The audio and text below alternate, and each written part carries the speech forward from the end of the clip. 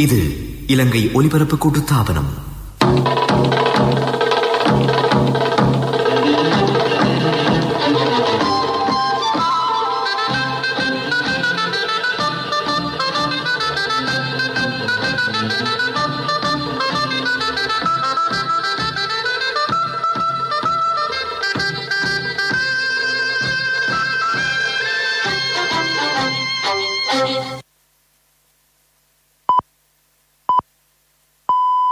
நேரம் 6 மணி. இலங்கை ஒலிபரப்பு கூட்டுத்தாபனம் செய்திகள். செய்தி ஆசிரியர் ஜுனைத் மஹாரிஸ், வாசிப்பவர் AM தாஜ்.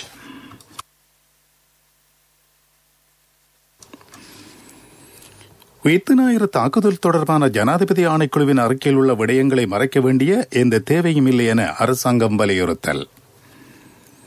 பாகிஸ்தான் பிரதமர் நாளை இலங்கை வருகிறார். 2 நாடுகளுக்கும் இடையில் 7 இருதரப்பு உடன்படிக்கைகள்.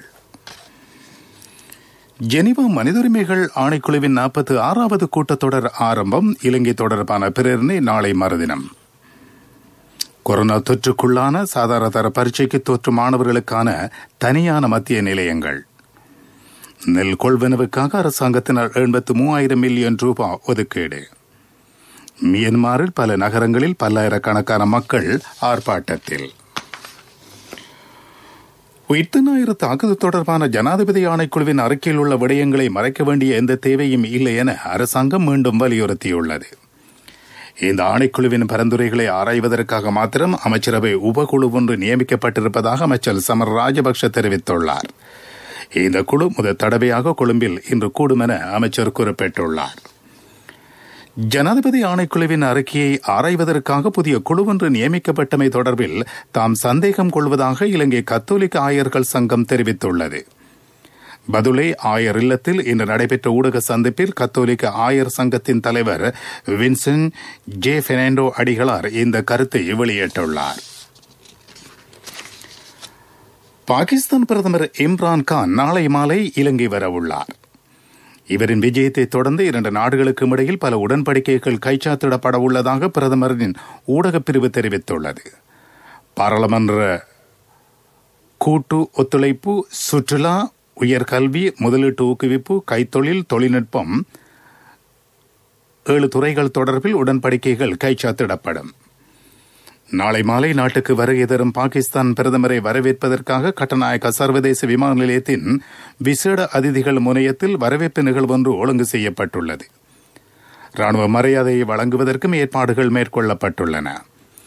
பாகிஸ்தான் பிரதமரை வரவேற்பதற்காக பிரதமர் மஹிந்த ராஜபக்ஷவும் விமான நிலையத்துக்கு செல்ல உள்ளார்.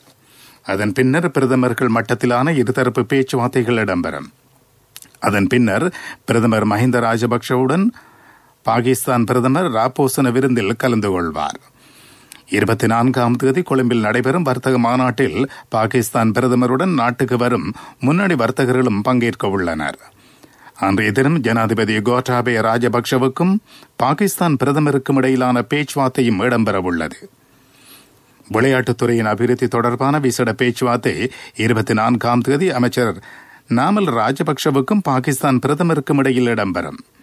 அதன் பின்னர் 2 நாள் உத்தியோகபூர்வ விஜயத்தை முடித்துக் கொண்டு பிரதமர் இம்ரான் கான் நாட்டிலிருந்து புறப்பட்டு செல்ல உள்ளதாக பிரதமரின் ஊடகப் பிரிவு தெரிவித்துள்ளது.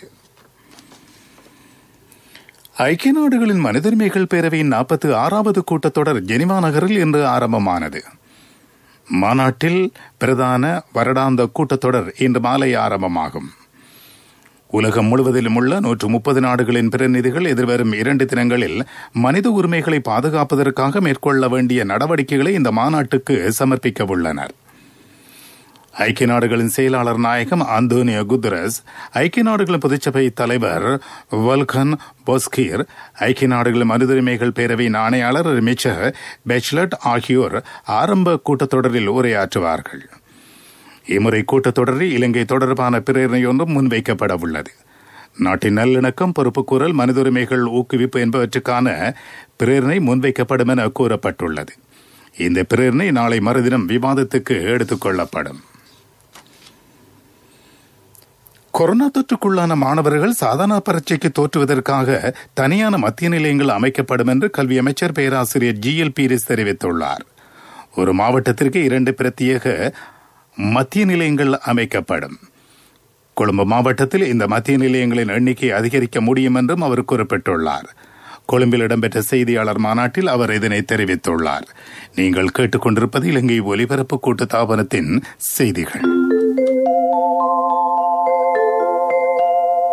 HDFC ஸ்மார்ட் கோல்ஸ் குறுகிய காலத்தில் பெரிய பெரிய டார்கெட்டுகள்.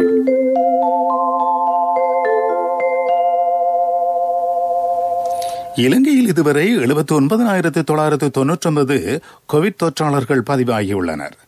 குணமடைந்தவர்களின் எண்ணிக்கை 74,299 என தொற்று நோயியல் பிரிவு தெரிவித்துள்ளது. மொத்தம் 445 கோவிட் மரணங்கள் பதிவாகியுள்ளன. 5,255 தொற்றாளர்கள் தொடர்ந்தும் சிகிச்சை பெற்று வருகின்றனர். இதேவேளை இன்றிரவு மேற்கிந்திய தீவுகளுக்கு புறப்பட்டு செல்ல இருந்த இலங்கை அணியின் வேகப்பந்து வீச்சாளர் லஹிரு குமாரவுக்கு கொரோனா தொற்றியிருப்பதாக இலங்கை கிரிக்கெட் கட்டுப்பாட்டு சபை உறுதிப்படுத்தியுள்ளது. சிறைச்சாலைகளை அண்டியதாக பதிவாயுள்ள மொத்த கொரோனா தொற்றாளர்களின் எண்ணிக்கை 4,775 ஆகும் என சிறைச்சாலைகள் திணைக்களம் தெரிவித்துள்ளது. கொரோனா தடுப்பூசி 30 வயதுக்கு மேற்பட்ட அனைவருக்கும் சந்தர்ப்பத்துக்கு ஏற்றவாறு ஏற்றப்படும் என பிரதி சுகாதார சேவைகள் பணிப்பாளர் நாயகம் விசேட வைத்தியர் ஹேமந்த ஹேரத் தெரிவித்துள்ளார்.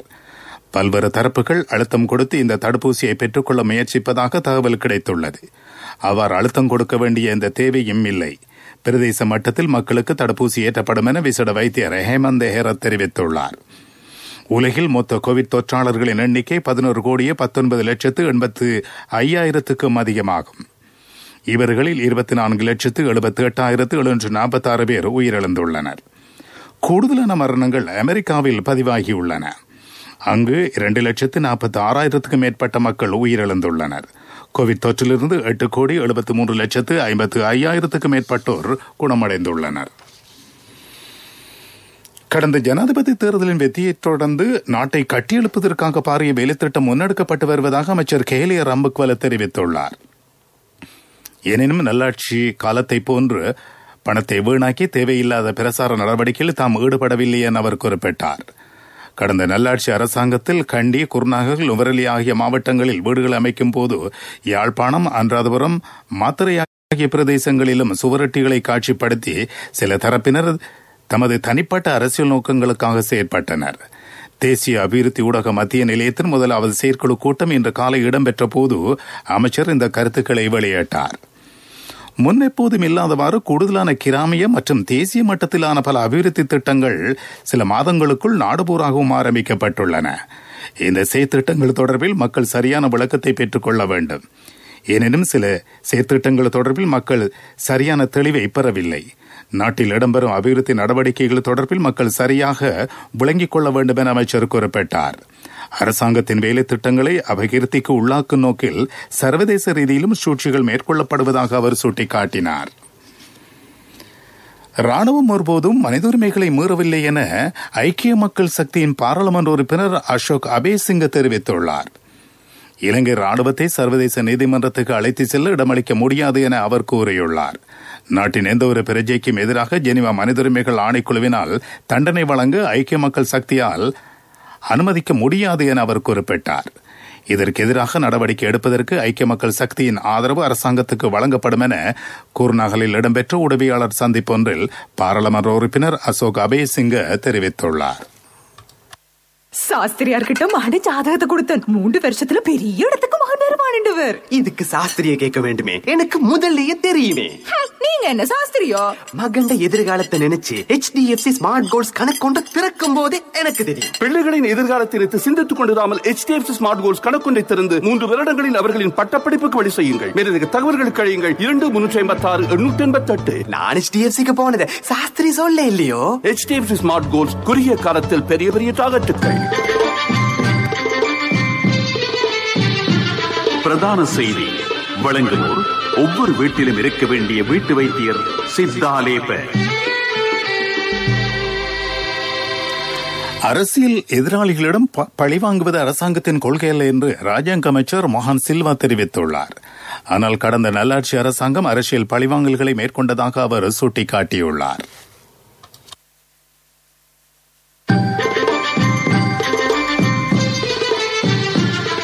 பிரதான செய்தி. வழங்கியோர் ஒவ்வொரு வீட்டிலும் இருக்க வேண்டிய வீட்டு வைத்தியர் சித்தாலேபன்.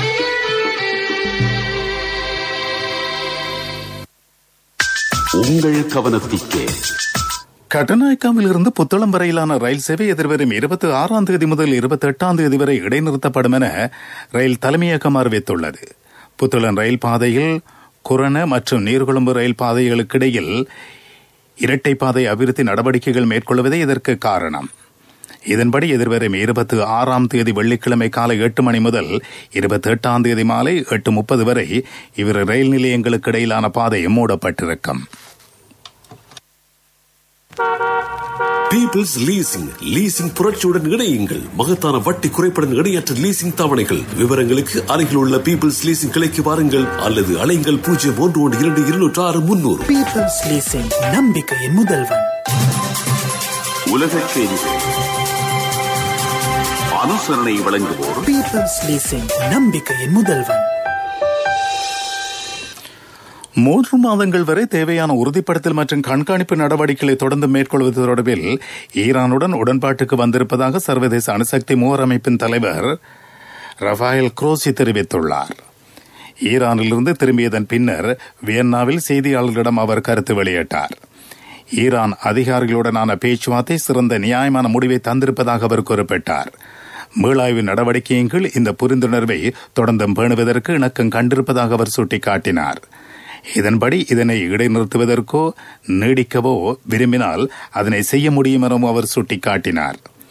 எவ்வாறாயினும் 2015ஆம் ஆண்டு அணுசக்தி உடன்படிக்கையில் ஒரு அங்கமாக மேலதிக நடைமுறைகள் மற்றும் சர்வதேச அணுசக்தி முகவர் அமைப்புக்கான அனுமதி செவ்வாய்க்கிழமையிலிருந்து முற்றிலும் இடைநிறுத்தப்படும் என ஈரான் அணுசக்தி அமைப்பு குறிப்பிட்டுள்ளது. ஆயுத பரவலாக்கத்தை கட்டுப்படுத்தும் சட்டத்தின் பாதுகாப்பு ஏற்பாடுகளுக்கு அப்பால் சர்வதேச அணுசக்தி முகவர் அமைப்புக்கு அனுமதி வழங்கப்பட மாட்டாதென அந்த அமைப்பு குறிப்பிட்டுள்ளது. எவ்வாறாயினும் தமது கண்காணிப்பு உபகரணங்கள் தொடர்பிலான தகவல்களை தொடர்ந்தும் பதிவு செய்வதற்கு ஈரான் இணங்கியுள்ளது. 3 மாதங்களுக்குள் விதிக்கப்பட்ட தடைகள் முழுமையாக நீக்கப்பட்டால் இந்த தகவல்களை ஈரான் சர்வதேச அணுசக்தி முகவர் அமைப்புக்கு வழங்கும். இல்லையென்றால் அந்த தகவல்கள் அளிக்கப்படும் எனவும் தெரிவிக்கப்பட்டுள்ளது. மியான்மரின் பல நகரங்களில் பல்லாயிரக்கணக்கான ஆர்ப்பாட்டக்காரர்கள் ஒன்று கூடியுள்ளனர். வர்த்தக நிலையங்கள் மூடப்பட்டுள்ளன. தமது ராணுவ புரட்சியை எதிர்த்து மக்கள் ஆர்ப்பாட்டத்தில் ஈடுபட்டால் உயிரிழப்புகளை சந்திக்க நேரிடும் என ராணுவ ஆட்சியாளர்கள் தெரிவித்துள்ள நிலையில் இந்த ஆர்ப்பாட்டம் தொடர்கிறது. ராணுவம் ஆட்சிக்கு வந்ததன் பின்னர் இடம்பெற்ற மிகப்பெரிய ஆர்ப்பாட்டமாக ஊடகங்கள் இதனை வர்ணித்துள்ளன. மக்கள் மீதான அடக்குமுறைகளை தொடர்ந்தும் மேற்கொண்டால் மியான்மர் ராணுவ உயர் அதிகாரிகளுக்கு எதிராக கடுமையான நடவடிக்கை மேற்கொள்ளப்படும் என அமெரிக்கா எச்சரித்துள்ளது. மக்களால் தெரிவு செய்யப்பட்ட அரசாங்கம் மீள உறுதிப்படுத்தப்பட வேண்டும் என அமெரிக்கா வலியுறுத்தியுள்ளது. பீப்பிள்ஸ் லீசிங் புரட்சியுடன் இணையுங்கள். மகத்தான வட்டி குறைப்புடன் இணையற்ற லீசிங் தவணைகள். விவரங்களுக்கு அருகில் உள்ள பீப்பிள்ஸ் லீசிங் கிளைக்கு வாருங்கள் அல்லது அலைங்கள் 01122600. பீப்பிள்ஸ் லீசிங், நம்பிக்கையின் முதல்வன். அபிவிருத்தி செய்திகள். கேகாலை மாவட்டத்தில் பல அபிவிருத்தி திட்டங்களை முன்னெடுக்க தீர்மானிக்கப்பட்டுள்ளது. மாவட்ட ஒருங்கிணைப்பு குழு கூட்டத்தில் இந்த தீர்மானம் மேற்கொள்ளப்பட்டுள்ளது. ஜனாதிபதி கோட்டாபய ராஜபக்சவின் சுபிட்சத்தின் தொலைநோக்கு கொள்கை பிரகடனத்தின் கீழ் மாவட்டத்திற்கு ஒரு வேலை திட்டம் என்ற எண்ணக்கருவுக்கமைய கேகாலை மாவட்டத்தில் பல்கலைக்கழகம் ஒன்றை உருவாக்குதல், சிறந்த கிராமங்களை உருவாக்குதல் உள்ளிட்ட பல்வேறு அபிவிருத்தி திட்டங்கள் குறித்து அங்கு கலந்துரையாடப்பட்டது. விளையாட்டுச் செய்திகள். நியூசிலாந்து மற்றும் ஆஸ்திரேலிய அணிகளுக்கு இடையிலான முதலாவது T20 கிரிக்கெட் போட்டியில் நியூசிலாந்து அணி 53 ஓட்டங்களால் வெற்றி பெற்றுள்ளது. கிரைஸ்ட்சர்ச் நகரில் நடைபெற்ற இந்த போட்டியில் முதலில் துடுப்படுத்த ஆடிய நியூசிலாந்து அணி 184 ஓட்டங்களை பெற்றது. பதிலுக்கு துடுப்படுத்த ஆடிய ஆஸ்திரேலிய அணி 17 ஓவர்களில் 3 பந்துகள் நிறைவில் சகல விக்கெட்டுகளையும் இழந்து 131 ஓட்டங்களை மாத்திரமே பெற்றது. முதலாம் தரத்திற்கு சேரவிருக்கும் சின்னம் சிறார்களுக்கு தேசிய சேமிப்பு வங்கியின் ஹப்பன் கணக்கின் ஊடாக 1000 ரூபாய் சேமிப்பு, நாடு தழுவிய பரந்த கிளைகள் மற்றும் உப தபால் காரியாலய வலையமைப்பின் ஊடான கொடுக்கல் வாங்கல் செய்யும் வசதி. வர்த்தக செய்தி அனுசரணை. தேசிய சேமிப்பு வங்கி, உங்கள் பணத்திற்கு பாதுகாப்பான இடம். நெல் கொள்வனவுக்காக அரசாங்கம் 83,000 மில்லியன் ரூபாவை ஒதுக்கியுள்ளது. இதன் மூலம் 3 லட்சம் மெட்ரிக் டன் நெல்லை கையிருப்பில் வைத்திருக்க அரசாங்கம் எதிர்பார்த்திருப்பதாக அமைச்சர் மஹிந்தானந்த அலுத்கமகே தெரிவித்துள்ளார். விவசாயிகளுக்கு உத்தரவாத விலையை வழங்குவது அரசாங்கத்தின் நோக்கமாகும். நுகர்வோருக்கு நியாயமான விலையில் அரிசியை வழங்குவதற்கான ஒரு திட்டம் வகுக்கப்படும் என அமைச்சர் குறிப்பிட்டார். சில தனியார் நெல் உரிமையாளர்கள் அரசாங்கத்தின் வேலைத்திட்டங்களை சீர்குலைக்கும் நோக்கில் நெல்லை கொள்வனவு செய்ய தயாராகியிருக்கின்றனர். இதனால் நுகர்வோர் கூடுதலான விலைக்கு அரிசியை பெற்றுக்கொள்ள வேண்டிய நிலை ஏற்படும் எனவும் அமைச்சர் சுட்டிக்காட்டியுள்ளார். வர்த்தக செய்தி அனுசரணை. தேசிய சேமிப்பு வங்கி உங்கள் பணத்திற்கு பாதுகாப்பான இடம். 2021 ஆண்டில் முதலாம் தரத்திற்கு சேரவிருக்கும் சின்னம் சிறார்களுக்கு தேசிய சேமிப்பு வங்கியின் ஹாப்பன் கணக்கின் ஊடாக 1000 ரூபாய் சேமிப்பு, அதிக வட்டி வீதம், சேமிப்பு கணக்கிற்கு 100 வீதம் அரசு பாதுகாப்பு, புலமை பரிசில் பரீட்சைக்கான முன்னோடி வினாப்பத்திர கொத்து உட்பட நாடு தழுவிய பரந்த கிளைகள் மற்றும் உப தபால் காரியாலய வலையமைப்பின் ஊடான கொடுக்கல் வாங்கல் செய்யும் வசதி. நீங்களும் இன்றே உங்கள் செல்ல பிள்ளையின் எதிர்காலத்திற்காக ஹாப்பன் கணக்கொன்றினை ஆரம்பியுங்கள். நிபந்தனைகளுக்கு உட்பட்டது. உங்கள் பணத்திற்கு பாதுகாப்பான இடம் தேசிய சேமிப்பு வங்கி. பொருளாதார செய்திகள் அனுசரணை. அண்ணா 31க்கு நீங்க மகளுக்கு தங்கம் வாங்குவீங்கன்னு நான் எதிர்பார்க்க இல்ல. எந்த தங்கத்துக்கு தங்கம் கொடுக்க முடிஞ்சது எந்த LOLC கிரெடிட் கார்டு இருந்ததால. LOLC ஃபைனான்ஸ் கடன் அட்டை உங்களை மேலும் உயர்த்திட. 42,500 மில்லியன் ரூபாய் பெறுமதியான திரைசரி உண்டியல்கள் நாளை ஏலத்தில் இடப்பட உள்ளன. 91 நாள் முதிர்ச்சி காலத்தை கொண்ட 7,000 மில்லியன் ரூபாய் பெறுமதியான உண்டியர்களும் 182 நாள் முதிர்ச்சி காலத்தை கொண்ட 10,500 மில்லியன் ரூபாய் பெறுமதியான உண்டியல்களும் 364 நாட்கள் முதிர்ச்சி காலத்தை கொண்ட 25,000 மில்லியன் ரூபாய் பெறுமதியான உண்டியல்களும் இவ்வாறு ஏலத்தில் விடப்பட உள்ளதாக இலங்கை மத்திய வங்கி தெரிவித்துள்ளது. இப்போதான் சந்தோஷமா பள்ளிக்கூடம் போறாள். எல்லாம் நீங்க சைக்கிள் வாங்கி கொடுத்ததால. LOLC கிரெடிட் கார்டு இருந்ததால நினைச்ச உடனே வாங்கி கொடுக்க கூடியதா இருந்துச்சு. LOLC ஃபைனான்ஸ் கடன் அட்டை உங்களை மேலும் உயர்த்திட. காலநிலை அறிக்கை. கிழக்கு ஊவா மற்றும் வடமத்திய மாகாணங்களிலும் மாத்தளை நுவரெலியா மாவட்டங்களிலும் பரவலாக மழை பெய்யும் என வளிமண்டல திணைக்களம் தெரிவித்துள்ளது. மேல் மற்றும் சபரகம மாகாணங்களில் பல இடங்களிலும், காலி மாத்தறை கண்டி ஆகிய மாவட்டங்களிலும் நாளை மாலை அல்லது இரவு வேளையில் மழை அல்லது இடியுடன் கூடிய மழை பெய்யலாம். இந்த பிரதேசங்களில் 50 மில்லிமீட்டருக்கு மேற்பட்ட மழை வீழ்ச்சி எதிர்பார்க்கப்படுகிறது. மத்திய சபரகமோ, ஊவா மற்றும் மேல் மாகாணங்களின் சில இடங்களிலும், காலி மாத்தறை ஆகிய மாவட்டங்களிலும் காலை வேளையில் பனிமூட்டம் காணப்படும். மீண்டும் தலைப்புச் செய்திகள். உயிர்த்த ஞாயிறு தாக்குதல் தொடர்பான ஜனாதிபதி ஆணைக்குழுவின் அறிக்கையில் உள்ள விடயங்களை மறைக்க வேண்டிய எந்த தேவையும் இல்லை என அரசாங்கம் வலியுறுத்தல். பாகிஸ்தான் பிரதமர் நாளை இலங்கை வருகிறார். 2 நாடுகளுக்கும் இடையில் 7 இருதரப்பு உடன்படிக்கைகள். ஜெனீவா மனித உரிமைகள் ஆணைக்குழுவின் 46வது கூட்டத்தொடர் ஆரம்பம். இலங்கை தொடர்பான பிரேரணை நாளை மறுதினம். கொரோனா தொற்றுக்குள்ளான சாதாரணதர பரீட்சைக்கு தோற்றும் மாணவர்களுக்கான தனியான மத்திய நிலையங்கள். நெல் கொள்வனவுக்காக அரசாங்கத்தினால் 83,000 மில்லியன் ரூபாய் ஒதுக்கீடு. மியான்மரின் பல நகரங்களில் பல்லாயிரக்கணக்கான மக்கள் ஆர்ப்பாட்டத்தில். இத்துடன் செய்திகள் முடிவடைந்தன.